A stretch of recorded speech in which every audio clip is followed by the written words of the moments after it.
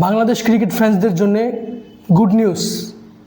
বাংলাদেশের অন্যতম left arm orthodox Taijul ইসলাম এই প্রথম কোনো বাঙালি হিসেবে এসএ টি-20 সাউথ আফ্রিকান টি-20 টুর্নামেন্টে চান্স পেতে যাচ্ছে।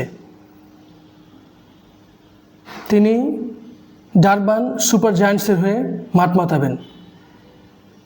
আমরা আশা করি তাইজুল ইসলামের এই ফ্র্যাঞ্চাইজি যাত্রা আরও দীর্ঘ হোক। এবার আসুন এশিয়া কাপ নিয়ে আলোচনা করা যাক। 2025 এশিয়া কাপের উদ্বোধনী ম্যাচে গ্রুপ বিতে আফগানিস্তান এবং হংকং মুখোমুখি হয়। আফগানিস্তান টস জিতে আগে ব্যাটিং করে নির্ধারিত 20 ওভারে 6 উইকেট হারিয়ে 188 রান করেন। আফগানিস্তানের হয়ে সর্বোচ্চ রান করেন সিদ্দিকুল্লাহ আতাল, 73 রান করেন এবং আজমতুল্লাহ ওমরজায় 20 বলে 50 করেন। চমৎকার ব্যাটিং। জবাবে হংকং চায়না ব্যাট করতে নেমে পাওয়ার প্লেতেই 4 উইকেট হারিয়ে ফেলে এবং নির্ধারিত 20 ওভারে 9 উইকেট হারিয়ে 94 রান করতে সক্ষম হয়, যার ফলে আফগানিস্তান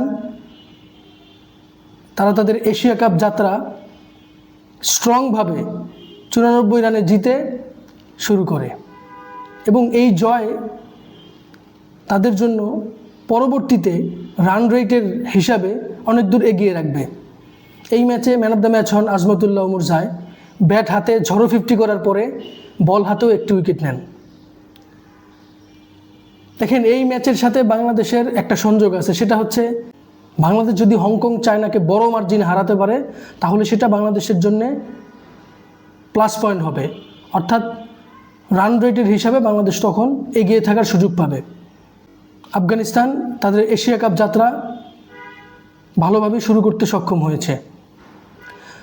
তবে হংকং চায়না তাদের ক্রিকেট নিয়ে আরও কাজ করতে হবে। স্কিল ওয়াইজ, ফিটনেস ওয়াইজ, ক্রিকেটীয় কাঠামো সব কিছুকে উন্নতি করতে হবে। তা না হলে এরকম বড় বড় স্টেজে তারা পুরো টুর্নামেন্টের সৌন্দর্যকে নষ্ট করে দেয়।